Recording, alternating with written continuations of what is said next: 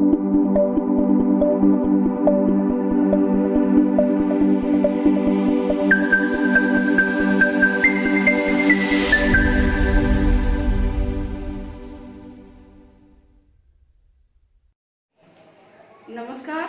सृजल academy group में आप लोगों का एक बार फिर से स्वागत है।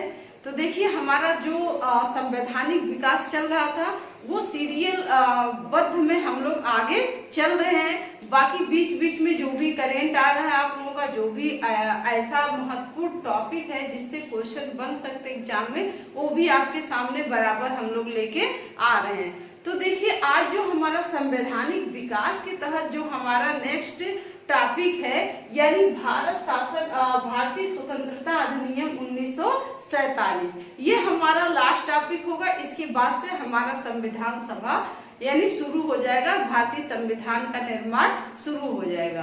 तो उम्मीद करते हैं आप लोग निराश न होइए। ये आप लोगों को उम्मीद बढ़ाते हैं कि जितना भी मतलब हम लोगों का वीडियो है, ये एग्जाम के पॉइंट ऑफ दृष्टि से बहुत ही इम्पोर्टेंट है। यानी छोटे लेवल से बड़े लेवल तक के सारे क्वेश्चन कवर करने की कोशिश इसमें किया गया है। तो वीडियो आप लोग देखते रहें, चैनल को सब्सक्राइब करते रहें, ताकि आप लोग और बेल आइकन को दबाना न भूलें, ताकि नोटिफिकेशन आप लोगों के पास जल्दी पहुंच सके। तो देखिए, नेक्स्ट हम लोग अपने टॉपिक पे चलते हैं, भारतीय स्वतंत्रता अधिनियम 1947। तो इसके पहले हम लोग माउंटबेटन योजना पढ़े थे। तो आप लोग अगर जो बच्चे नए होंगे, पहली बार चैनल को देख रहे होंगे, तो उनसे आग्रह है कि पीछे के वीडियो को जरूर देखें, क्योंकि हर पॉइंट एक दूसरे से को रिलेटेड है। तो देखिए, माउंटबेटन योजना हम लोग देखे थे, यानी 3 जून 1947 का माउंटबेटन प्लान हम लोग पढ़ चुके थे। इसको क्या कहते हैं, डिक्की बर्ड प्लान भी कहते हैं, बाल्कन योजना भी इसी को कहा जाता था, और मनबाटन योजना या 3 जून की योजना कहा जाता था। तो आप लोग माउंटबेटन योजना से पहले हम लोग देखे थे जो एटली थे, क्लीमेंट एटली, तत्कालीन प्रधानमंत्री, जो ब्रिटिश के तत्कालीन प्रधानमंत्री थे, उन्होंने यानी 20 फरवरी 1946 को घोषणा कर दिया था क्या, कि हम भारत को, यानी 20 फरवरी 1947 को ये घोषणा किया कि हम भारत को यानी 30 जून 1948 तक सत्ता हस्तांतरित कर देंगे। तो उन्हीं सत्ता हस्तांतरित के लिए या निर्बाध रूप से सत्ता सौंप दिया जाए, भारत के उत्तरदायित्व के लिए सौंप दिया जाए। तो उसी के लिए माउंटबेटन को भारत में, यानी बेबेल के स्थान पे माउंटबेटन को भारत में भेजा गया था। तो माउंटबेटन ने जो भी प्लान अपना खींचा, जो भी खाका खींचा भारत विभाजन के लिए, उसके बाद जो है, यानी उसी आधार पे भारतीय स्वतंत्रता अधिनियम 1947 आया। तो देखते हैं इसके बारे में। यानी 3 जून 1947 को माउंटबेटन योजना प्रस्तुत किया गया था, याद रखिएगा। इसीलिए माउंटबेटन योजना को 3 जून की योजना कहा जाता है। तो प्रस्तुत किया गया था, उसी के आधार पर यानी 4 जुलाई 1947 को ध्यान रखिएगा, यानी 3 जून 1947 को माउंटबेटन योजना प्रस्तुत किया था। उसी के आधार पर 4 जून 1947 को यानी भारतीय स्वतंत्रता अधिनियम पारित किया गया था। कब भारतीय स्वतंत्रता अधिनियम आया? 4 जुलाई 1947 को।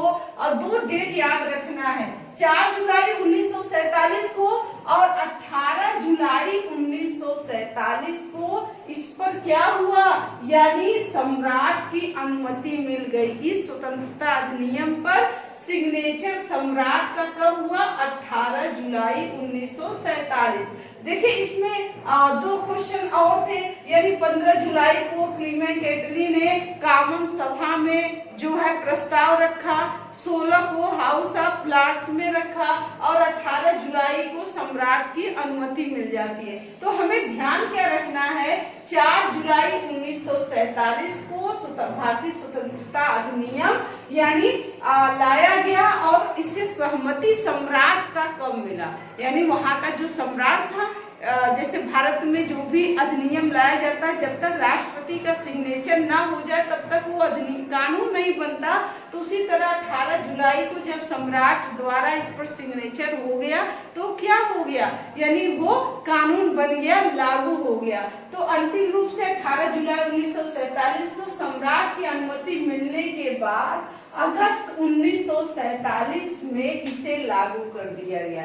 कब लागू किया गया, तो 1947 में, अगस्त 1947 में भारतीय स्वतंत्रता अधिनियम को लागू कर दिया गया।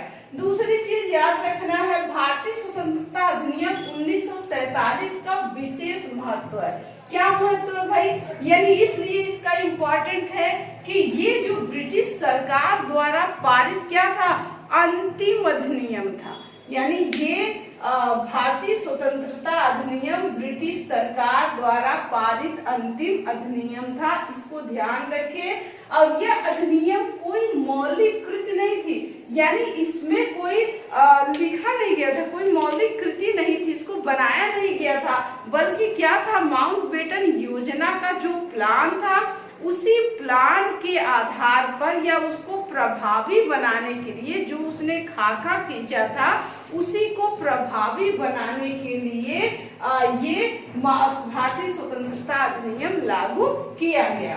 तो क्या है, यानी ये कोई कृति नहीं थी, बल्कि इसके द्वारा माउंटबेटन योजना प्रभावी बनाकर सत्ता का हस्तांतरण की प्रक्रिया को मूर्त रूप देना था।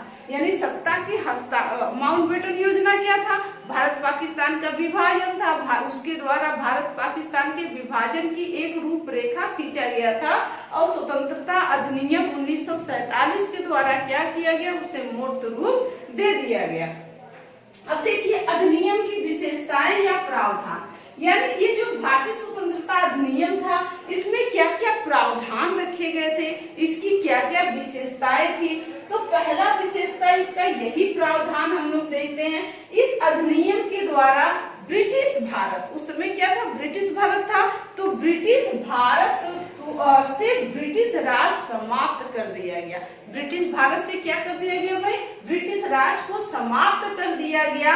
और उस समाप्त कर 15 अगस्त 1947 को भारत को क्या कर दिया गया, एक स्वतंत्र और संप्रभु राष्ट्र घोषित कर दिया गया। क्या किया गया, स्वतंत्र और संप्रभु राष्ट्र घोषित कर दिया गया।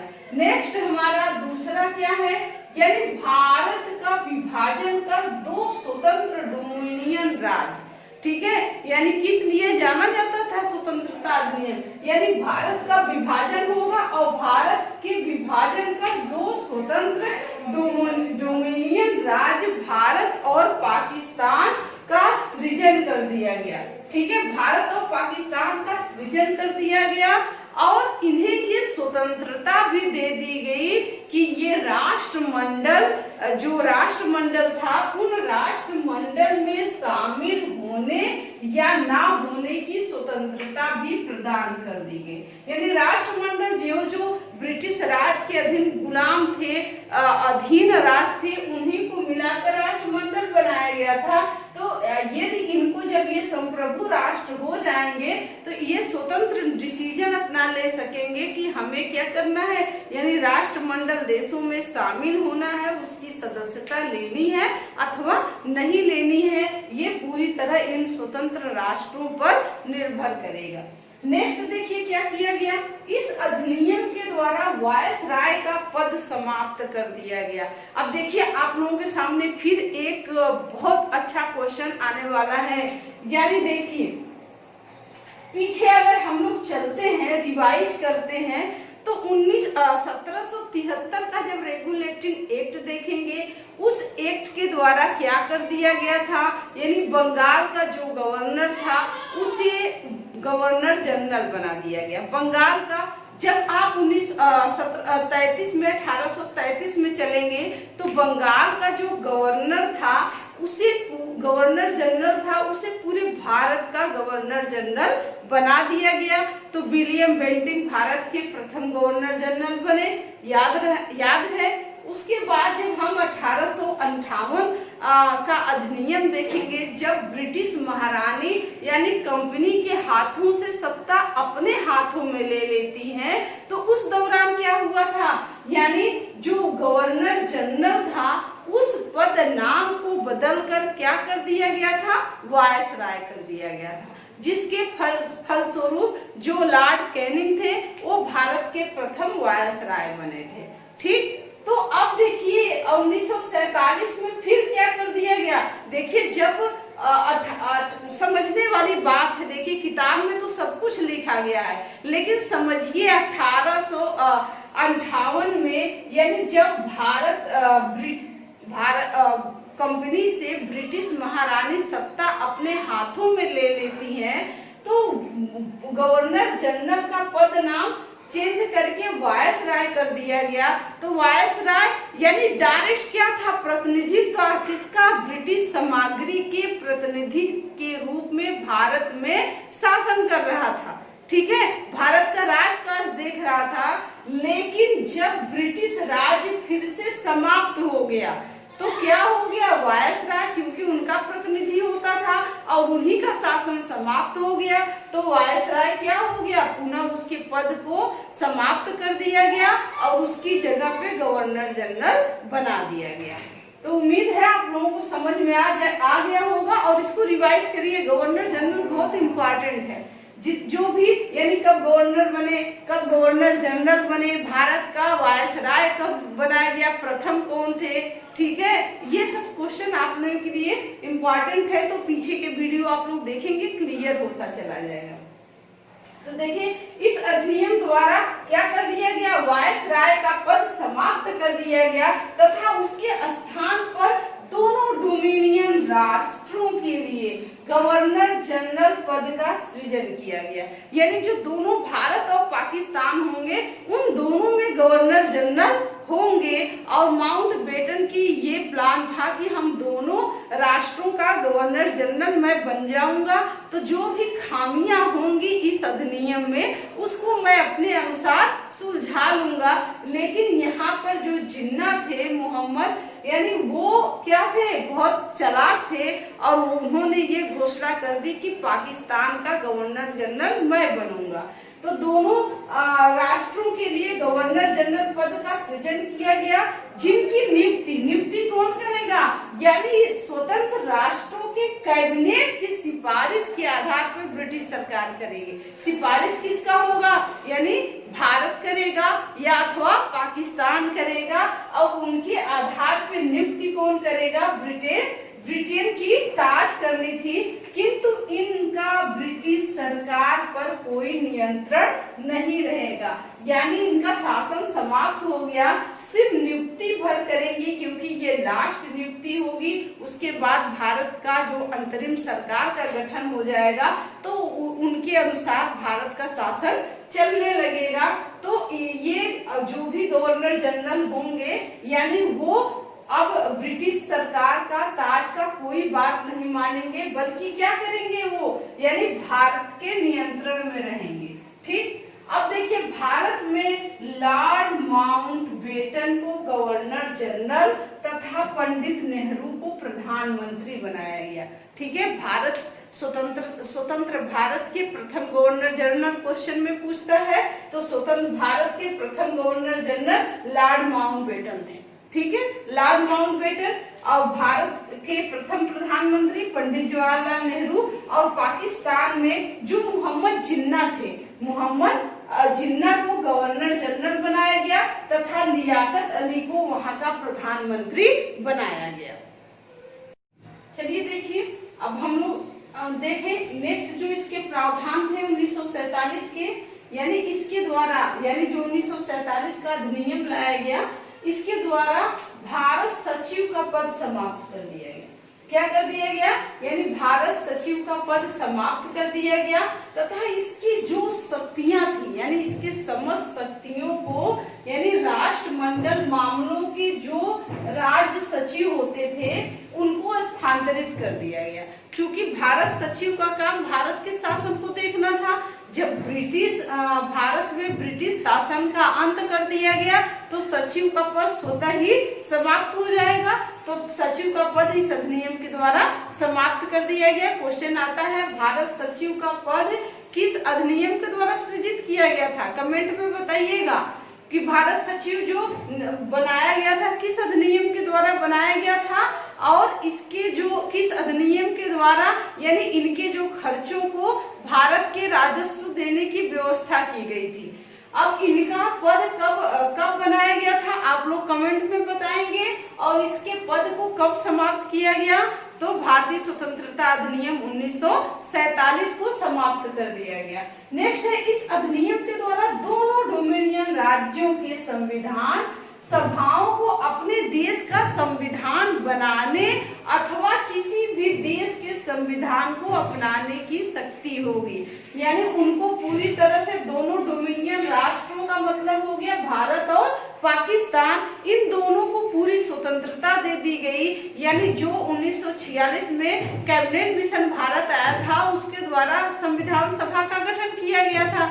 तो उन संविधान सभाओं को अपने देश का संविधान बनाने की स्वतंत्रता होगी और उसके लिए वो चाहे तो किसी भी देश के संविधान को अपना सकते हैं। यानी उनके आधार पे अपने देश का संविधान बनाने की उनको पूरी स्वतंत्रता मिल गई। नेक्स्ट है यानी इन संविधान सभाओं को किसी भी ब्रिटिश कानून को यानी ये जो संविधान सभा होगी ब्रिटिश काल में यानी जो हमारा देश 200 वर्षों तक गुलाम रहा और उनको 200 वर्षों बाद आजादी मिलने जा रही है तो बहुत सारे ऐसे कानून रहे होंगे जो जाहिर सी बात है कि हमें पसंद नहीं आएंगे। तो उनको इस अधिनियम द्वारा ये भी स्वतंत्रता मिल गई कि वो ब्रिटिश जो भी ब्रिटिश कानून होंगे उनको समाप्त करने के लिए कानून बनाने की पूरी शक्ति होगी।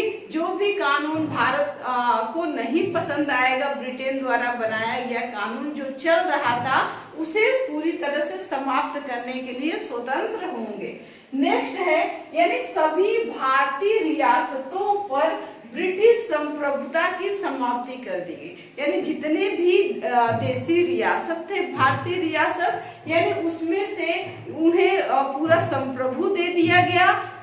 उनको ये भी कहा गया कि वो भारत अथवा पाकिस्तान में शामिल हो अथवा स्वतंत्र राष्ट्र की घोषणा भी कर सकते हैं। इस ये जो उपज थी यानी जो स्वदेशी रियासतों को स्वतंत्र राष्ट्र घोषित करने का जो पावर था जो प्लान था ये किसकी देन थी? माउंटबेटन की देन थी।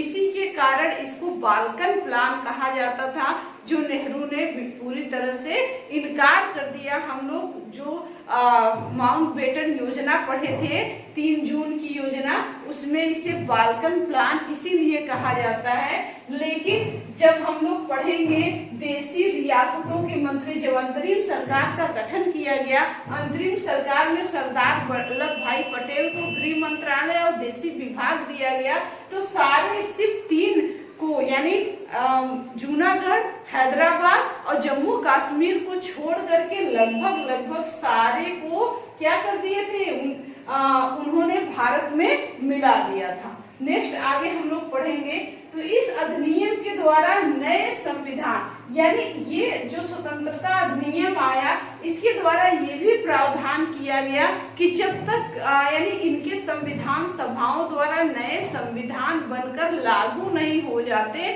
तब तक इनका शासन कैसे चलेगा। तो उसके लिए प्रावधान किया गया कि 1935 का जो भारत सरकार अधिनियम था उस अधिनियम में जो भी केंद्र के लिए और प्रांतों के लिए जो प्रावधान बनाए गए थे उन्हीं के अनुसार ये तब तक अपना शासन संचालित करते रहेंगे। नेक्स्ट है इसके तहत भारत के राज्य सचिव द्वारा सिविल सेवा में नियुक्तियां करने और पदों में आरक्षण करने की प्रणाली को समाप्त कर दिया गया। यानी जब भारत से ब्रिटिश सत्ता का अंत ही हो रहा था तो उसमें इनका कोई मतलब नहीं था तो स्वतः ही समाप्त हो जाएंगे। तो भारत सचिव जो था वो सिविल सेवकों की जो नियुक्ति करता था, यानी अंतिम तरह से जो नियुक्ति करने का पावर किसके पास था, भारत सचिव के पास था। और पदों में यानी जो जितने आरक्षण करना था, किस आधार पे कितने पद को आरक्षित करना था, ये ब्रिटिश राज सचिव का काम होता था।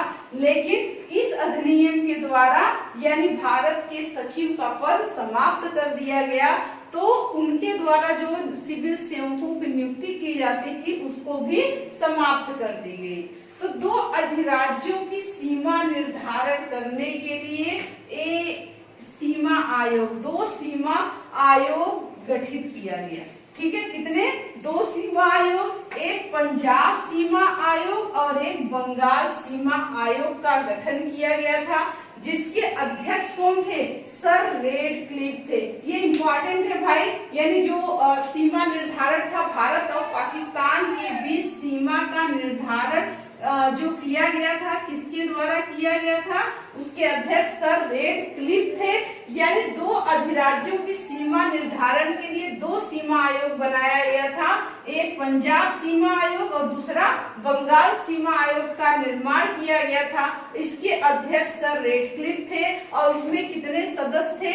यानी ये 4 सदस्य, इसमें 4 सदस्य थे कुल। दो किसके थे? 2 सदस्य कांग्रेस के थे, 2 सदस्य कांग्रेस की इसमें होते थे और 2 सदस्य किसके होते थे? 2 सदस्य मुस्लिम लीग की होते थे, मुस्लिम लीग के। यानी ताकि दोनों राज्य संतुष्ट रहें कि इसमें कोई भेदभाव नहीं किया गया है, इसलिए यानी सीमा आयोग का जो गठन किया गया था उसके अध्यक्ष सर रेडक्लिफ थे। और ये कितने सदस्य था? तो 4 सदस्य था। इन 4 सदस्यों में 2 सदस्य कांग्रेस के थे और 2 सदस्य मुस्लिम लीग के होते थे। अब इसका जो आयोग का निर्माण था जो 12 अगस्त 1947 को ही कर लिया गया था, लेकिन इसकी घोषणा माउंटबेटन ने यानी 15 अगस्त को किया, ताकि जो भी 15 अगस्त को भारत पूरी तरह से स्वतंत्र हो जाएगा, तो उसके बाद जो भी क्रांतियां होंगी, जो भी खून खराबा होगा, ताकि उस जिम्मेदारी से ये ब्रिटिश मुक्त हो जाए। तो इस चालाकी से जो है इसका जो घोषणा सीमा आयोग का वो कब किया गया? 15 अगस्त को ही किया गया था। तो जिसके बाद क्या हुआ, यानी पंजाब में बहुत अधिक खून खराबा हुआ था। आप लोग देखे होंगे कम्युनिटी दंगे हुए थे। तो ये आप लोगों को याद करना है। क्या सीमा आयोग, कितने सीमा आयोग बने थे? 2 सीमा आयोग, पंजाब सीमा आयोग और बंगाल, ये 4 सदस्य होता था और इसके जो अध्यक्ष होते थे वो रेडक्लिफ थे। अब नेक्स्ट है यानी 14 और 15 अगस्त 1947 की मध्य रात्रि में भारत से ब्रिटिश राज्य का अंत हो गया। यानी भारत से क्या हो गया? ब्रिटिश राज्य का अंत हो गया और समस्त शक्तियां जो ब्रिटिश सरकार के पास थी वो सारी शक्तियां इन दोनों राज्यों में यानी दोनों डोमिनियन राज्य भारत और पाकिस्तान को हस्तांतरित कर दिया गया। तथा 1946 में जो बनी संविधान सभा को यानी भारत का क्या होगा? भारत के संसद के रूप में स्वीकार कर लिया गया। यानी जब तक हमारे संसद का निर्माण नहीं हो गया तब तक जो हमारा संविधान सभा था वो 2 काम उसका था। एक तो संविधान का निर्माण करना था और दूसरी तरफ से यानी संसद के रूप में जब तक संसद बन नहीं जाता संसद के रूप में कार्य करती थी। तो ये हमारे संविधान की जो संविधान सभा का मुख्य कार्य था। नेक्स्ट जो है हम इसी में यानी अंतरिम सरकार पढ़ेंगे कि अंतरिम सरकार का गठन कब हुआ, इसमें मंत्री कौन थे। तो स्वतंत्र भारत की जो पहली सरकार होगी वो भी देख लीजिए, इससे क्वेश्चन बहुत पूछे जाते हैं। देखिए अब हम लोग इसी समय स्वतंत्र भारत का प्रथम मंत्रिमंडल भी पढ़ लेते हैं। देखिए बहुत सारे क्वेश्चन बनते हैं कि प्रथम शिक्षा मंत्री कौन थे या प्रथम रेल मंत्री कौन थे, प्रथम वित्त मंत्री कौन थे, विधि मंत्री कौन थे। इससे बहुत सारे एग्जाम में यानी छोटे लेवल से एग्जाम से लेकर बड़े लेवल एग्जाम तक इससे क्वेश्चन बनते हैं। तो ये सारे जो मंत्रिमंडल थे उनको हम 15 सदस्यीय मंत्रिमंडल बनाए गए थे और इसमें जो भी इम्पोर्टेंट है उसको हम हाईलाइट करते हुए पढ़ते हुए चलते हैं। तो देखिए चक्रवर्ती राजगोपालाचारी पहला, यानी ये मंत्रिमंडल के अध्यक्ष थे। अब आप लोग कहेंगे कि नहीं, मंत्रिमंडल के जो अध्यक्ष थे वो तो लॉर्ड माउंटबेटन थे, इसीलिए यहाँ पे हम लिख दिए हैं कि 15 अगस्त 1947 से 20 जून 1948 तक लॉर्ड माउंटबेटन क्या थे, यानी मंत्रिमंडल के अध्यक्ष थे। लेकिन उसके बाद 20 जून 1948 के बाद चक्रवर्ती राजगोपालाचारी भारत के यानी गवर्नर जनरल बने। तो क्वेश्चन यहाँ से पूछता है स्वतंत्र भारत के प्रथम भारतीय गवर्नर जनरल कौन थे, तो राजगोपालाचारी थे। और स्वतंत्र भारत का प्रथम पूछेगा माउंटबेटन थे, स्वतंत्र भारत का अंतिम गवर्नर जनरल पूछेगा तो भी क्या है, चक्रवर्ती राजगोपालाचारी होंगे। नेक्स्ट है देखिए पंडित जवाहरलाल नेहरू, सब लोग जानता है प्रथम प्रधानमंत्री कौन थे भारत के, तो पंडित जवाहरलाल नेहरू, बच्चा बच्चा भी जानता है। अब ये क्या थे, एक इनको उपाध्यक्ष प्रधानमंत्री यानी प्रथम विदेश मंत्री भी पूछेगा तब भी हम पंडित जवाहरलाल नेहरू को रखेंगे क्योंकि विदेश मामले इन्हीं के पास थे। और कॉमनवेल्थ तथा वैज्ञानिक शोध, ये 4 विभाग जो है किसके पास थे, हमारे प्रथम प्रधानमंत्री पंडित जवाहरलाल नेहरू जी के पास थे। नेक्स्ट देखिए सरदार वल्लभ भाई, बहुत बार क्वेश्चन पूछता है प्रथम गृह मंत्री कौन थे, तो सरदार वल्लभ भाई पटेल थे प्रथम गृह मंत्री एवं प्रसारण मंत्री, गृह सूचना एवं प्रसारण मंत्री और राज्य के मामले, यानी ये राज्य के मामले इनके पास थे क्योंकि देशी रियासतों को बहुत कड़ाई से भारत में शामिल किए थे, तो इनको राज्यों का बहुत अनुभव था, इसलिए राज्य मंत्रालय भी यानी सरदार वल्लभ भाई पटेल को मिला हुआ था। तो गृह सूचना एवं प्रसारण तथा राज्य मंत्री हमारे कौन है, तो सरदार वल्लभ भाई पटेल थे। देखिए डॉक्टर भीमराव अंबेडकर प्रथम विधि मंत्री कौन थे या प्रथम कानून मंत्री कौन थे, तो डॉक्टर भीमराव अंबेडकर प्रथम विधि मंत्री या प्रथम यानी कानून मंत्री पूछेगा तो डॉक्टर भीमराव अंबेडकर जी थे। सरदार बलदेव सिंह, देखिए रक्षा मंत्री यानी प्रथम रक्षा मंत्री कौन थे, सरदार बलदेव सिंह। इसको याद रखिएगा, जिस पे ट्रिक लगा है वो इम्पोर्टेंट क्वेश्चन है और एग्जामों में पूछा गया हुआ क्वेश्चन है। तो देखिए डॉक्टर राजेंद्र प्रसाद क्या था, कृषि मंत्री एवं खाद्य एवं कृषि मंत्री, तो कौन थे, डॉक्टर राजेंद्र प्रसाद थे। अब देखिए मोस्ट इम्पोर्टेंट क्वेश्चन बहुत बार एग्जामों में आ चुका है कि हमारे प्रथम शिक्षा मंत्री कौन थे, तो शिक्षा मंत्री कौन थे, तो डॉक्टर अबुल कलाम आजाद, शिक्षा मंत्री प्रथम शिक्षा मंत्री स्वतंत्र भारत के, तो डॉक्टर अबुल कलाम आजाद थे। अब देखिए चांद मथाई रेल एवं परिवहन मंत्रालय, तो प्रथम रेल मंत्री क्वेश्चन पूछ चुका है, प्रथम रेल मंत्री कौन थे, तो जान मथाई थे प्रथम रेल मंत्री। नेक्स्ट है बाबू जगजीवन राम, क्या था जगजीवन राम, तो श्रम मंत्री थे, इनको कौन सा मंत्रालय मिला गया था, श्रम मंत्रालय दिया हुआ था। अब देखिए राजकुमारी अमृता कौर कौन थी, स्वास्थ्य मंत्री। अब इससे क्वेश्चन कैसे बनता है, यानी प्रथम भारतीय कैबिनेट मंत्री कौन थी, तो कौन थी, राजकुमारी अमृता कौर, भारत की प्रथम कैबिनेट मंत्री बनने वाली प्रथम महिला थी राजकुमारी अमृता कौर।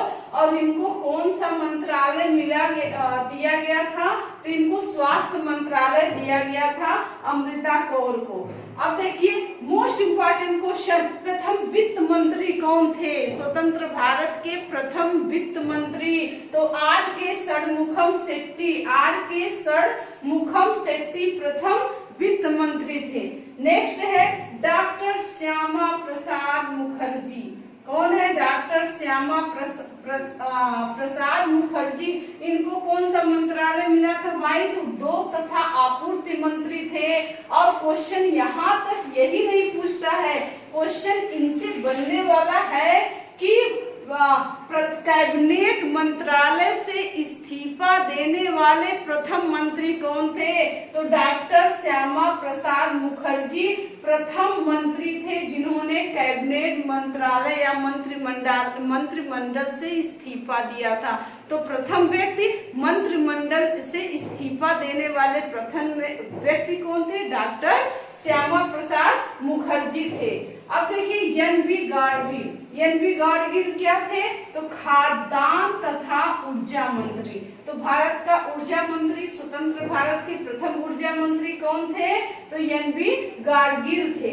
और एच.सी. भाभा, एच.सी. भाभा वाणिज्य मंत्रालय इनके पास था। क्या था? वाणिज्य मंत्रालय। तो एक बार इसको आप लोग रिवाइज कर लीजिएगा। यानी प्रथम कृषि मंत्री डॉक्टर राजेंद्र प्रसाद, रेल मंत्री आपका जान मथाई आएगा। इम्पोर्टेंट प्रथम वित्त मंत्री कौन है? डॉक्टर भीमराव अंबेडकर। और वित्त मंत्री बहुत इंपॉर्टेंट है, वित्त मंत्री आर.के. षणमुखम। और ये आप लोग याद रखिएगा कि गृह मंत्री तो सरदार वल्लभ भाई पटेल। और मोस्ट जो इम्पोर्टेंट है प्रथम शिक्षा मंत्री, तो प्रथम शिक्षा मंत्री मौलाना अबुल कलाम। बहुत बार क्वेश्चन में आ चुका है कि प्रथम शिक्षा मंत्री भारत के कौन थे? तो मौलाना अबुल कलाम। और प्रथम महिला कैबिनेट मंत्री कौन थी? तो राजकुमारी अमृता कौर। इनको कौन सा मंत्रालय मिला था? इनको स्वास्थ्य मंत्रालय मिला था। और नेक्स्ट है प्रथम व्यक्ति जिन्होंने मंत्रिमंडल से इस्तीफा देने वाले प्रथम व्यक्ति कौन थे? तो डॉक्टर श्यामा प्रसाद मुखर्जी थे। तो उम्मीद है आप लोगों को वीडियो पसंद आएगा। यदि पसंद आए तो लाइक शेयर सब्सक्राइब जरूर करें। चैनल पे विश्वास रखें और सब्सक्राइब करते रहें। और आपके आकांक्षाओं पे ये जो हमारा ग्रुप है, हमारा चैनल है, वो खरा उतरेगा। नमस्कार।